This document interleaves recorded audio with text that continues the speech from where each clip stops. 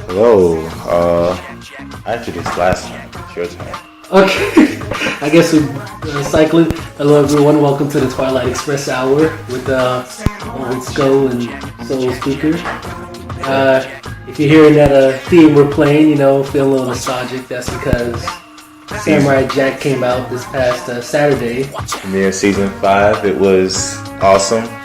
Some freaky, crazy stuff's going on in there. Yeah, man. We'll talk about it later. Let's get to Sorry. I mean, no, I appreciate it. You're excited. Okay. Like it was an interesting thing there to see. But we're gonna get to that later. All right. But first off, just some couple of local. Well, really, it's more of a national news issue, which is why we're gonna talk about this first because this is important. This is like adult stuff, right? I guess we have a new healthcare bill proposal. Okay, so you've probably seen some of it, the American Health Care Act, which is meant to be the first of a 3-part plan to cut Obamacare and replace it with something else, right? And the interesting thing about this bill is that it's been proposed by Republicans and also hated by Republicans at the same time. I don't know what's going to be the biggest change between this new one and Obamacare? Yeah. Okay. Well, we need to call it Trump care because Obamacare isn't really Obamacare. It's the Patient Protection and Affordable Care Act or whatever. Right. But okay, the difference between the current Trump care bill as it is now and Obamacare is that Trump care, I believe, is supposed to be getting rid of some subsidies. It's kind of supposed to start getting rid of Medicaid. Like, it's supposed to end some Medicaid expansions in some states, which a couple Republican governors are against, especially like you saying, or Congress people. Republicans in general are kind of against the Medicaid restrictions because a lot of their constituents use Medicaid. Like, it's a really important thing to sort of keep people from not dying. Sure. Well, another thing it does is supposed to get rid of the high-risk pools. So one thing Obamacare did, which a lot of people sort of knew, is that Obamacare put a lot of young, healthy people on to help pay for the older, sick people, which would kind of use it more often. Okay. Which was kind of like sort of a healthcare version of Social Security when you think about it, right? Like you pay into it now, and then you get it later. Yeah, exactly. You sort of get it off later, right? So that's one other big difference. But it's had some opposition from people in what would be called the House Freedom Caucus, and it's had some opposition from people in the House Freedom Caucus because of generally some of the entitlements it has. It's supposed to have like tax credits, which are basically sort of reductions to your taxes. Oh, and I think like if you get enough of a reduction in tax credits, you get to use that as money, which they're saying you'll get to use that for your health care. This guy's just a little active today, isn't he? Yeah. I guess next week we should do it. Just gonna lock him in the room. We're gonna keep doing this. Yeah. All right, but anyway, so that's sort of most of that on the healthcare front, right? So yeah, that's. Whew. It's quite a bit, right? I'm not ready for it. It's unlikely that it'll get passed as it is now, right? Because it's got so much opposition, and even though it's like sort of supposed to be negotiating to something better or different, rather, Right. Because along with like the whole healthcare thing, they're also getting rid of a lot of what do you call that? Government assistance. Yeah. So like welfare, food stamps. That's a big Republican pillar. Like, I mean,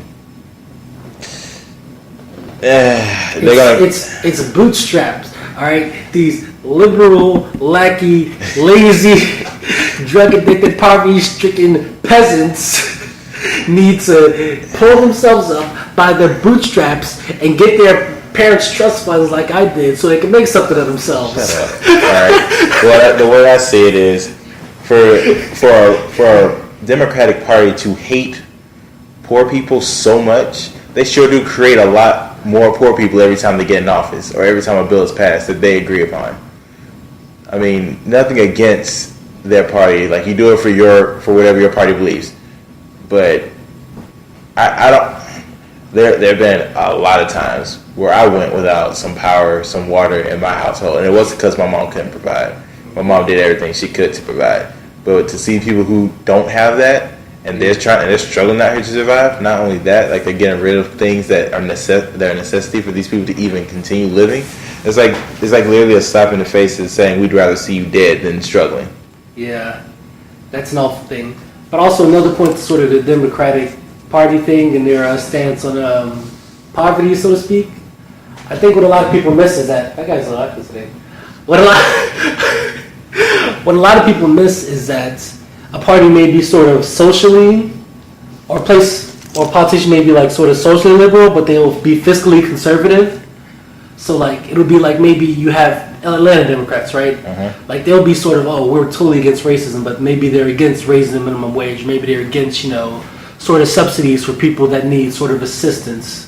Right. In a hard time, so to speak, Okay. And you'll see that a lot harder in some places like Sandy Springs or I don't know, maybe Columbus, I think, something like that, where you have like social liberals but fiscal conservatives. Right. Okay then. So anything else, interesting? I don't have anything else local or democratic wise. I mean, it's like like. Since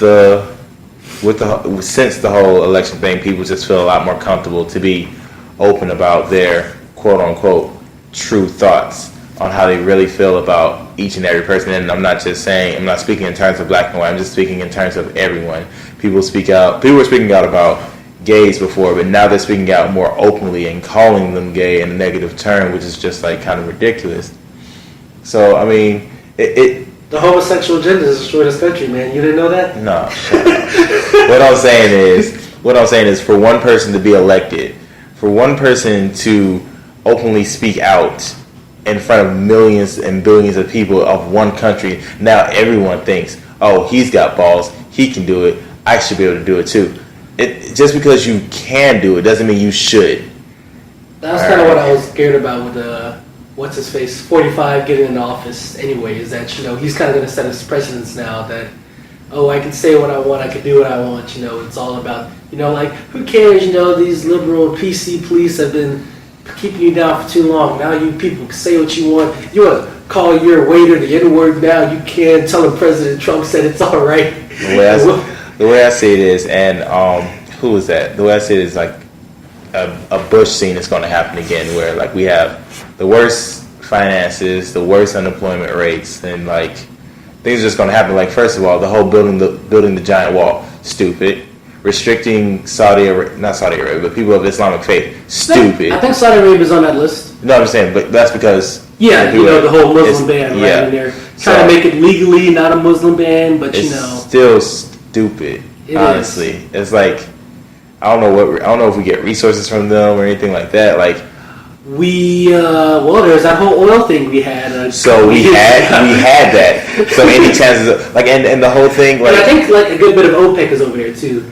I bet. It's like it's so stupid. Like okay, yes, I'm not gonna lie. America is a big ass bully. All right, we bully people. Yeah. Every war we're a part of, we start. You pop it off. Like we throw hands first. We're not that when someone we don't even wait for someone in the crowd to say bet you won't swing. We swing. No, we kind of did do that in the Cold War. Okay. Like that was our whole MO of the Cold War. We was telling other countries, bet you won't pop it off.